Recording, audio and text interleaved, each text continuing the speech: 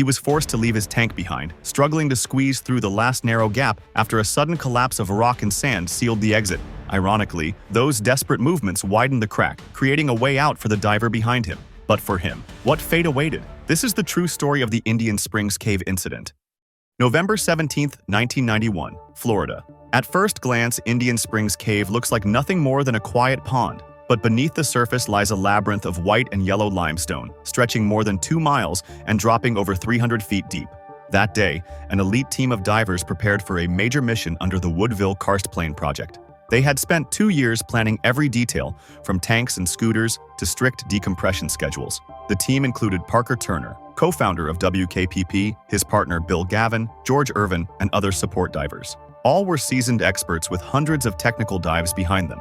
But as they entered the water, none could imagine that nature itself would soon betray them, turning this dive into one of the most terrifying accidents in modern cave diving history. At 1 p.m., the team split into 3 groups. The first 2 placed reserve tanks along the route and turned back early. The last group, Parker and Bill, pushed deeper. They squeezed through the squaw restriction, a narrow crack barely wide enough for one diver, then followed winding limestone tunnels. Eventually, they reached the vast chamber called the Wakula Room. After 63 minutes underwater, they decided to head back. On the return, Parker's scooter failed, so Bill pulled them both with his own. They were only 150 meters from the exit when disaster struck. The water turned to a swirling cloud of silt. A sudden current dragged sand and rocks from the ceiling, burying the guideline. What force could seal the very path they had come through?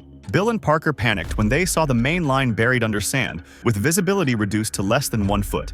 They tried to dig it out but failed. Feeling along the cave wall, they reached the second guideline, only to discover it too was completely buried. The scooters stirred up more silt, making the water impossible to see through, so they abandoned them. Stage bottles were nearly empty, leaving only the main tanks. The pressure gauges dropped with every passing minute. The question was no longer if they could find the exit, but how long their air would last. Bill split off to search, spending 45 minutes trying to find a way out. When he returned, Parker was gone. Bill had no idea where he was. In the darkness, Bill followed a faint current through a small opening and grabbed onto a line. It led him to Parker's tank, tied off to the line. Relieved, Bill thought Parker had removed his tank to squeeze through the restriction.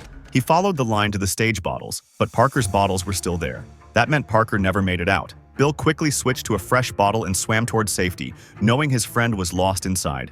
George Irvine and the support team noticed the water level in the pond drop. At first, they thought it was just a natural shift in the spring. When Bill finally surfaced, he sat frozen in shock. On his slate, he wrote only 3 words: "Parker is dead." Support divers rushed in, but the cave was a cloud of mud. Visibility was 0. They searched in vain. The next day, rescue divers returned and finally located Parker's body inside the restriction, only a few feet from the stage bottles. In his final moments, Parker had run out of air. Desperate, he removed his tank and tried to squeeze through a narrow crack where a faint current flowed, hoping it would lead him to fresh tanks. But he never made it. He suffocated inside the cave. Ironically, his last struggle widened the passage, creating the gap that allowed Bill to escape later.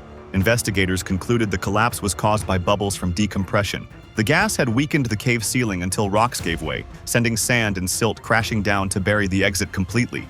The Indian Springs accident remains one of the rare cave diving tragedies caused by nature itself. The lesson is clear. In cave diving, even the slightest shift in the environment can erase every plan, every safety measure, in an instant. Parker Turner, a pioneer of cave exploration, paid with his life. His death is a permanent reminder to the diving community of how fragile survival can be. If you were trapped in that darkness, with every exit sealed, would you fight until your last breath or surrender to the silence?